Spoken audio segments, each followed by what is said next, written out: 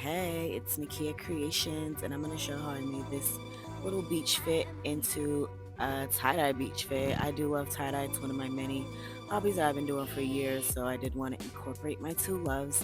So I got this cotton yarn, and I made this simple beach skirt out of it and a little bucket hat. This is just water and the spray. I was just wetting it a little bit, and I tied up the skirt into like um, a twisty, like a typical or classic like spiral type tie dye thing. And then the hat, I just kind of scrunched it up. So I'm using this Procyon mixed dye. And yes, that's my go-to dye. It's really well. The colors come out really vibrant and they stay. So I'm using this laundry soda ash. I don't know the science behind it, but it's supposed to make the colors stick and vibrant, and I always use it, and the colors do stick and are vibrant, so I'm gonna keep using it. So first I'm going in with my yellow. I'm just using a disposable like plastic knife to apply the colors. I am doing an ice dye method where I put the colors on top. So instead of like mixing up the colors with water and squirting it on, I am putting the dye right on top and putting ice on top. So the pieces are sitting in a brown, you can see this brown rectangle thing. I think it's something I got from the Dollar Tree. It has holes in it, and that's sitting inside another bucket as well.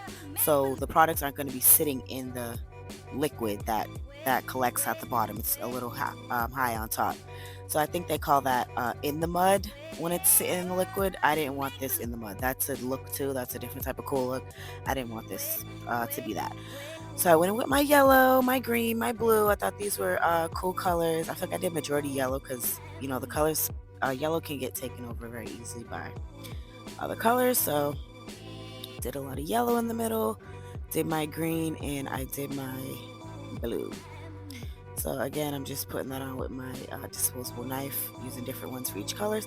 And then I'm putting a little bit more soda ash on top just because I got my ice and I'm just laying it, trying to cover um, each and every surface area. I don't know, just trying to make sure it gets everywhere.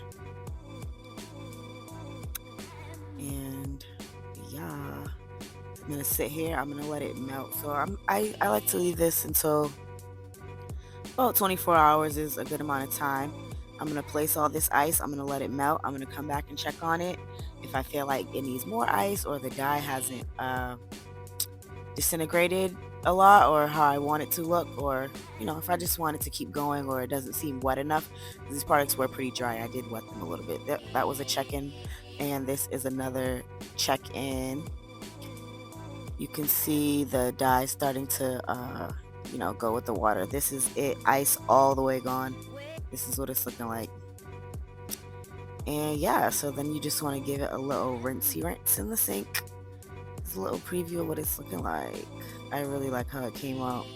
You see how the yellow kind of got taken over, and this was the final result. I thought it came out so stinking cute. I think I should do this again. This is my sister, rocking it. Again, I did have intentions of it being a skirt, but fashionistas, they do it up how they want to do it up. So she made it into a top.